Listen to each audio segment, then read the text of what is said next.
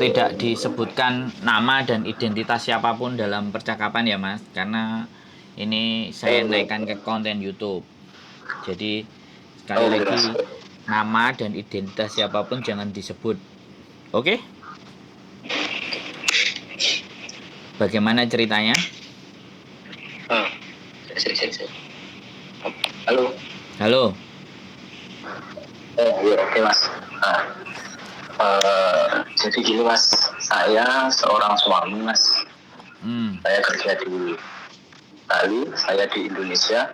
Saya punya istri kerja di Singapura. Hmm. Kami punya 2 anak. Ya, kecil-kecil kan. Nah, jadi ceritanya gini Mas, dulu sebelum COVID saya masih kerja di Bali. Terus karena COVID saya pulang. Terus 2021 itu karena ya ekonomi saya waktu itu masih belum stabil lah, ya, seperti sebelum COVID. Istri saya ditawarin buat kerja di Singapura sama saudara. Saya berdua sih.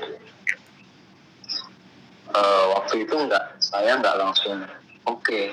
Saya minta waktu antara 1 minggu 10 hari buat apa namanya pertimbangin kan. Terus akhirnya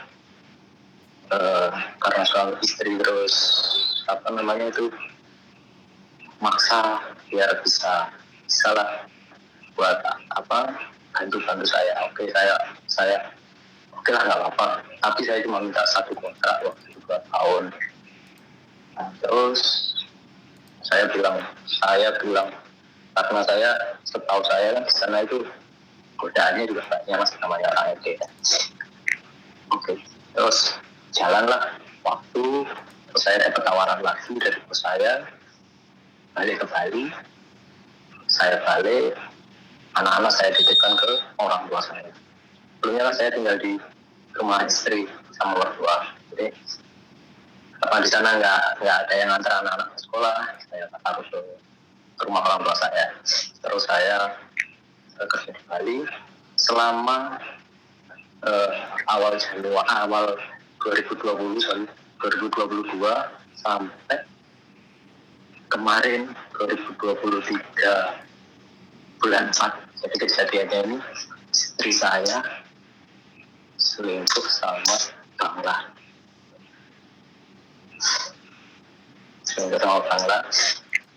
Saya tahunya itu di 2023 bulan 4, seminggu sebelum Lebaran. Jadi saya sebelumnya ada sih feeling kok ada yang berubah dari cuma karena emang selama ini saya selalu ingat, jangan lupa sholat, jangan lupa kamu udah punya keluarga, jangan pernah tergoda sama yang macam-macam, karena emang apa namanya itu, kalau saya pergaulan di sana kan emang ya bebas lah. Terus saya setahun nggak pulang kan, mulai dari masuk ke Bali setelah Lebaran 2022 sampai Lebaran kemarin 2023. Saya di Bali. Terus kemarin pas mudik, sehari setelah mudik, saya tanggal 14 saya mudik, hari Sabtu pagi Mas, ada yang messenger saya di Facebook.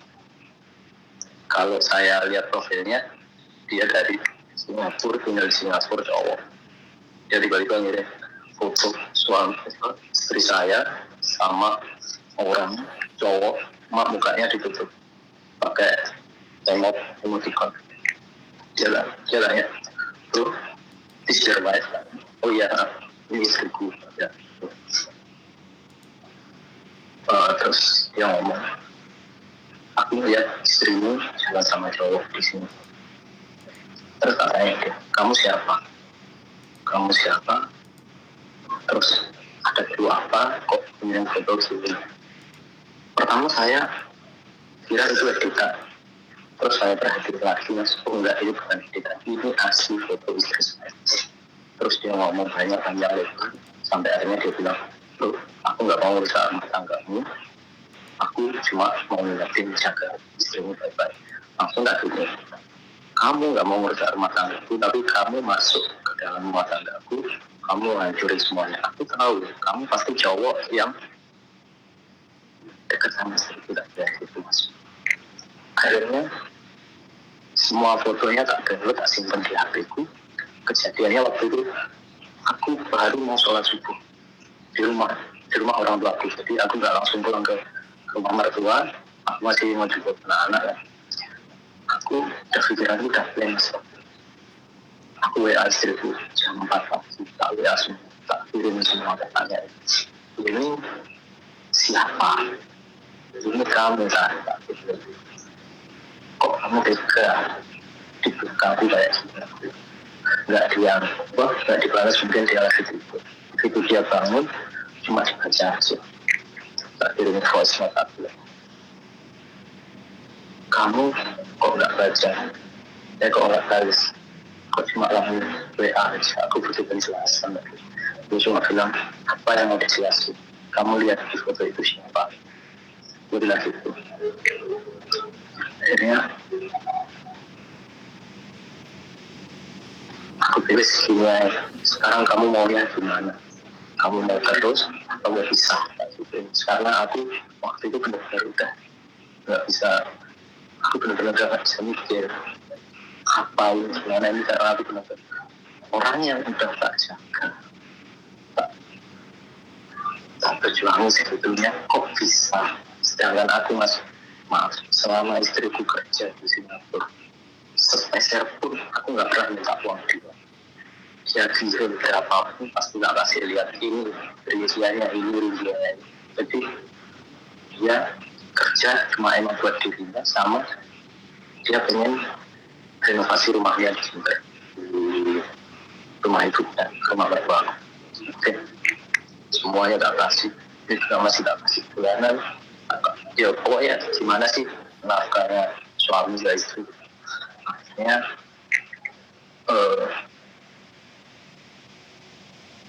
terus gimana, kalau kamu nggak jawab,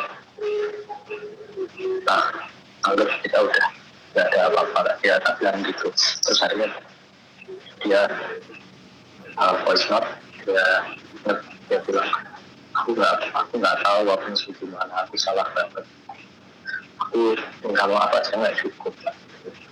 Dia bilang gitu. Terus akhirnya gini, soalnya aku pertama masih nggak lihat itu anak-anakku masih kecil, masih umur 6 tahun, yang adiknya masih kita gitu. Terus kamu pulang, gak usah terusin kamu kerja di situ. Sampai akhirnya dia bilang, enggak, aku mau kerja, mau menyelesaikan kontrak di sini. Karena kontraknya kan berakhir tahun depan sebenarnya mas. Tahun depan itu dia kontrak berakhir, kontrak bulan 4 dan 5 kalau nggak salah. Ya lupa. Terus saya bilang, enggak, aku gak peduli sama kontrakmu. Aku sekarang udah kerja di sini, aku juga udah alhamdulillah maafan, nggak kayak dulu lah. Terus pulang, ntar kalau kamu mau pulang, habis pulang kamu mau kerja bareng aku di ahli atau gimana, aku nggak dulu. Yang penting kamu pulang dulu, kamu selesai dulu semua. Dan itu akhirnya ya manut, mau pulang mas. Tapi ya gitu mas, panjang sekali mas, sakit rasanya. Saya akhirnya rasanya nggak kuat mas. Saya cerita ke kakak istri, kakaknya istri, saya nggak berani cerita ke siapa, saya nggak berani cerita ibu, ke ibu saya, ke mertua saya juga saya nggak berani, ke teman saya juga nggak berani, pokoknya nggak ada yang berani cerita kecuali kakaknya istri saya. Saya cerita, saya bilang, saya mesti gimana mbak, saya tahu sendiri yang ada di mana saya gimana saya hidup, tahu akhirnya kayak gini. Saya meninggal, datang ke sini, istri saya keluar negeri. Saya meninggal, dia di rumah aja nggak apa-apa, biar saya aja yang kerja. Karena ya sakit rasanya. Tapi mau gimana lagi? Tapi yang saya pikir kalau saya terbaik, saya bisa, saya nanti anak saya ini ya saya kirim anak saya gimana harus kedepannya mau gimana itu saya bingung. Dan akhirnya sorenya saya telepon lagi gimana keputusan, saya minta kamu pulang secepatnya. Dia bilang oke saya pulang, tapi saya minta waktu sampai 4 bulanan dia mau menyelesaikan apa namanya renovasi di rumah. Terus dia pengen punya tabungan buat dia pulang, biar dia oke lah gitu. Cuma kemarin kapan hari ini si cowok tangganya ini masih sering gangguin dia, masih sering follow di TikToknya dia. Saya berapa kali waktu itu saya ngeblok apa akun TikToknya si cowok ini, dan saya udah bilang itu hapus saja akun TikTok itu karena waktu kejadian dia selingkuh itu ketahuan selingkuh tanggal hari Sabtu ya, hari Minggunya itu saya langsung masuk ke akun TikToknya dia karena saya punya akses email ke dia, akses email ke akun TikToknya saya buka satu-satu mana cowoknya, saya pengen tahu. Ternyata ya itu udah tahu, udah lihat chatnya ya. Sakit mas, asli sakit. Kita tanyain, kamu udah berapa lama kamu sama orang ini? Apa aja yang udah kamu lakukan? Dia bilang dia udah 5 bulan sama orang. Sebenarnya dia udah mau putus lama karena gak enak, tapi dia diancam mau disebarin foto-fotonya sama si cowoknya itu. Dan kamu goblok sekali, kamu istri itu kurang apa, hidupmu kurang apa, kamu udah punya suami yang mau tanggung jawab sama kamu, ayo kamu punya mertua yang peduli sama kamu, punya semua. Kenapa kok kamu bisa ngelakuin itu? Aku cuma itu yang kamu sekarang ya pendem tanya. Aku udah gak pernah nyoba, aku selalu nyoba. Sekarang kita masih komunikasi, kita nyoba gimana namanya orang busuk dari belakang kayak gitu. Aku juga masih ngebangun kepercayaanku, terus ngebangun rasaku yang dulu buat dia itu biar tetap kayak dulu itu masih nyoba. Memang dulu saya sering melihat orang selingkuh itu, saya cuma bilang wah kasihan. Ternyata sekarang saya ngerasain sendiri dan memang rasanya sakit sekali. Dia bilang dia mau berubah, ya wis kalau emang kamu mau berubah saya mau berubah, tapi ya saya nggak mungkin kalau cuma bilang saya mau berubah mungkin saya nggak mungkin percaya. Saya cuma tunjukin kalau kamu mau berubah ya tuh. Terus sempet katanya istri itu sudah kamu itu jadi cowok kok goblok sekali gitu. Aku emang sudah tanya istri, aku yang ngomong dari kecil nanti kan apa namanya, aku juga nggak bisa melihat kamu kayak gini. Dulunya aku juga sakit hati, soalnya emang saya kalau kakak ipar saya itu sama suaminya saya deket. Istilahnya dulu saya kenalnya kan dari kakak ipar saya itu sama suaminya itu pertama baru terus kenal istri saya ini. Jadi kita itu udah deket lama. Yang saya pikirin sebenarnya nggak peduli lah omongan orang gimana, yang penting sekarang gimana saya nyelamatin rumah tangga saya sendiri ya, itu aja sih. Mungkin bisa buat pelajaran buat suami-suami yang lain yang istrinya kerja di luar negeri. Semoga nggak ada lah yang ngalamin kayak saya. Terus jangan pernah percaya 100% istri, ya semuanya aja lah. Karena apa, saya udah 100% percaya mas saya, dia keluar, dia tiap minggu apa namanya dapat off bisa keluar itu saya paling telepon cuma video call bentar, terus ada kejadian dia antara jam 12 sampai pokoknya udah masuk jam makan siang jam 12 sampai sore, sampai jam 4, jam 5 itu dia nggak bisa telepon. Saya mikirnya mungkin keluar sama semua teman-temannya, mungkin lagi libur sama temannya deh, jadi nggak pengen diganggu lah atau gimana. Paling dia cuma ya saya masih keluar sama temanku, kasihan gitu. Ntar agak sorean dikit dia mau balik ke apa namanya, ke rumah ke majikannya itu, dia baru video call. Saya nggak mencuriga karena saya mikirnya mungkin benar, tapi ya itu saya cuma ingin di belakangnya itu ya itu saya nggak tahu ya, dan saya mau cerita ke siapa mas, bingung saya mau cerita ke teman juga nggak mungkin, cerita ke saudara juga nggak mungkin, karena saya nggak pengen kalau suatu saat istri saya itu balik ke Indonesia terus ketemu sama keluarga saya, dia dimusuhin.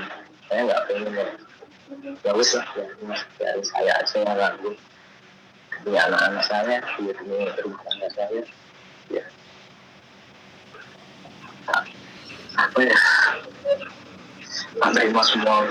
Paparan saya cuma satu, orang itu pernah bikin salah cukup satu kali.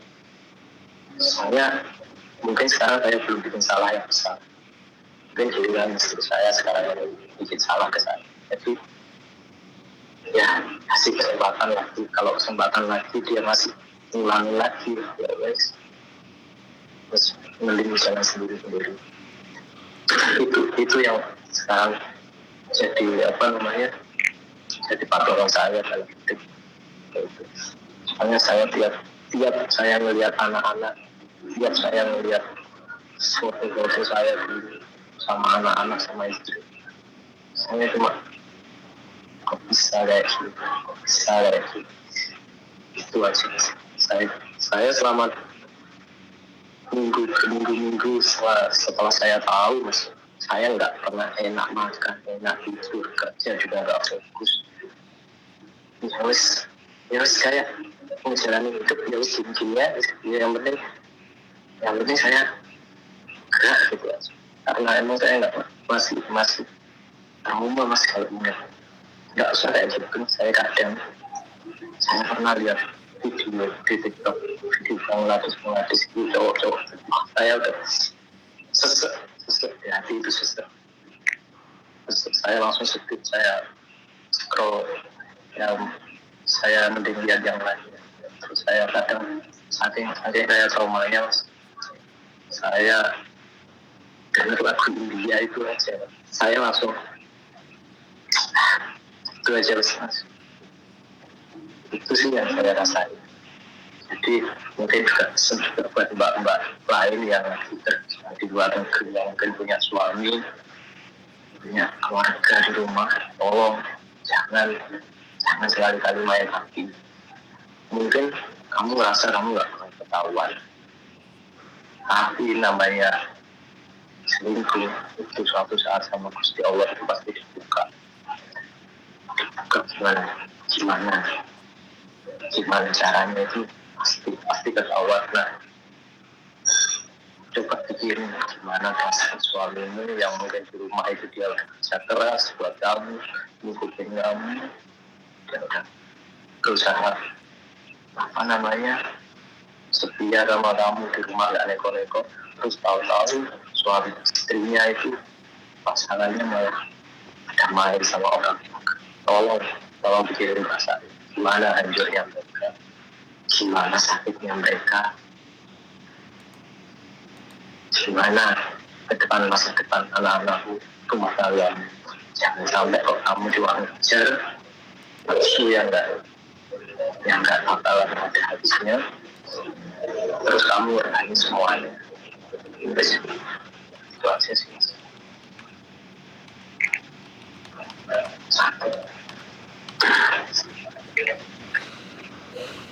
Halo? Halo? Halo. Sudah? Ya. Halo. Halo, denger nggak saya ngomong? Ya, halo.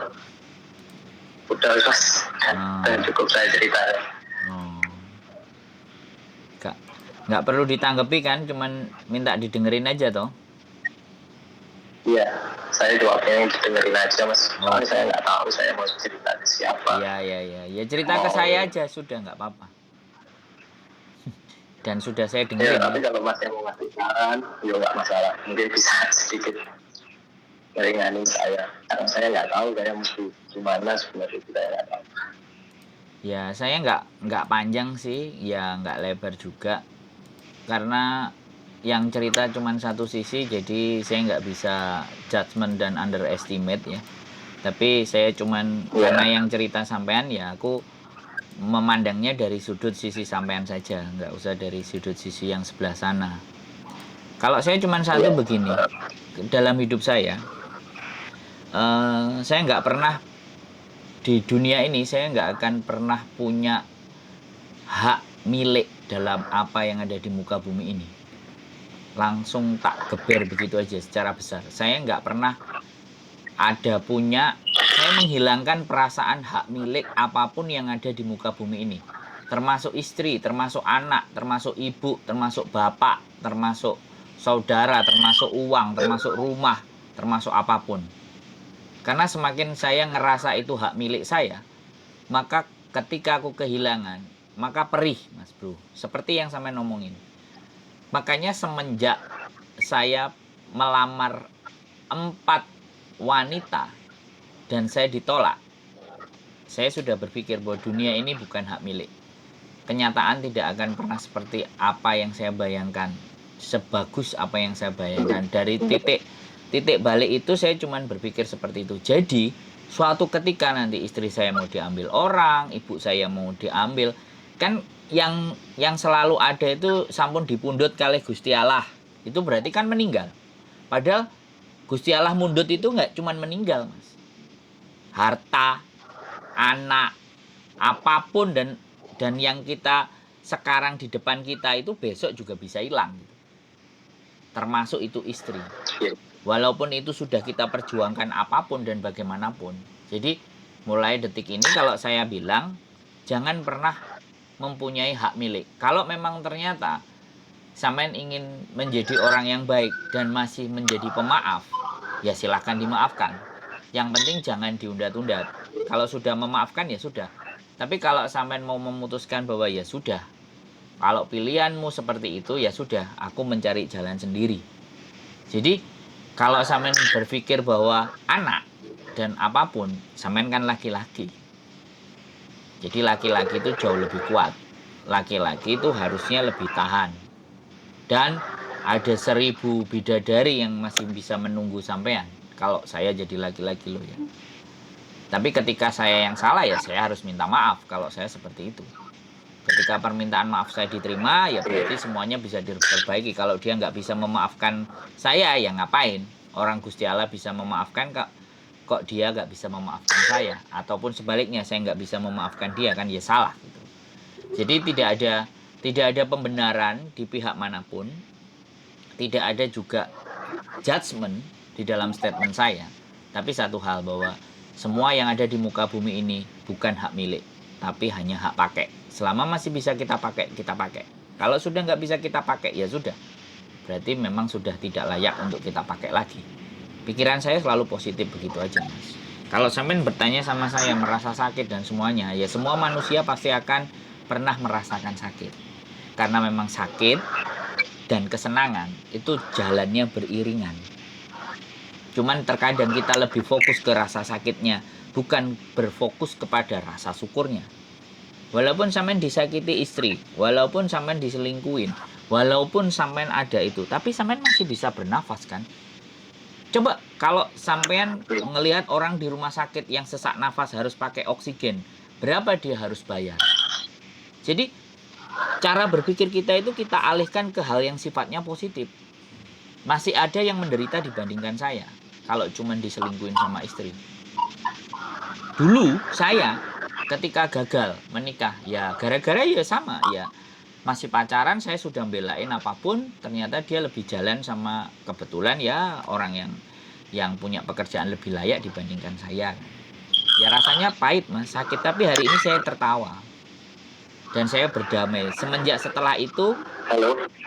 halo, Sorry masih mas, putus-putus suaranya kan ya. sekarang masih dengar nggak? Oh udah, masih.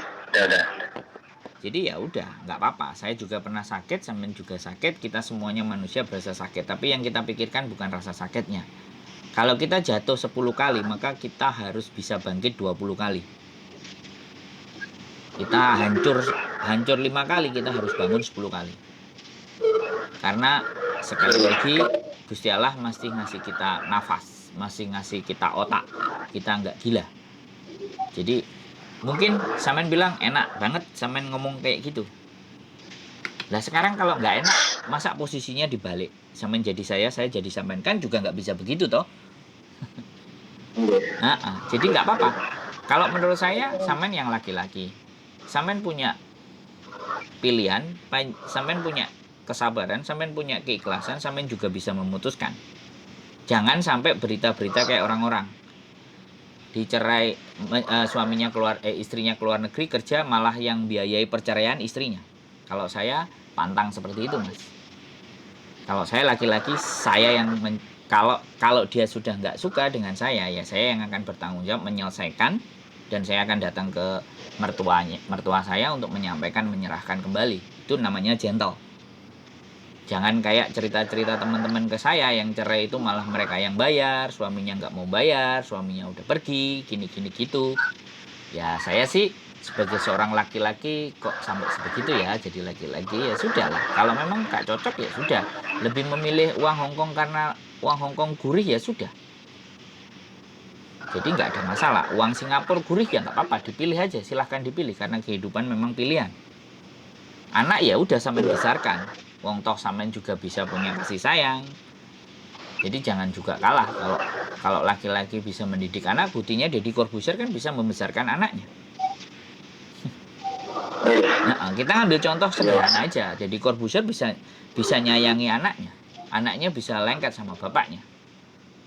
Bukan harta kok yang membuat seseorang anak itu interesting kepada orang tuanya, tapi bagaimana orang tuanya menyayangi dia, memberikan perhatian dia setulusnya. Nah, itu. Nah, apakah ketika sampean jadi bapak sampean sudah siap seperti itu? Jadi seperti itu. Oke, bentar. Istri saya nelpon, Mas. Jadi istri saya tak angkat dulu. Nah, habis itu sampean jangan matiin ya, jangan matiin. Tak angkat dulu sebentar istri saya. Ya, lo. Halo? Ya, habis ini ke situ. Sama sekalian pulang. Tak bawa jupuk loh. Iya, sekalian pulang ya, aku tak ngonten. Sekalian awakmu pulang ya, kamu gak gelem ya tak jupuk mari ngene. Saiki tekan di. Yo jek ngonten. Siapa? Ngonten. Di mana? Aku mulai jam 10 soalnya. Oke, siap. Oke, budal. Oke, budal. Hah? Oke. Oke. Bye. Bye.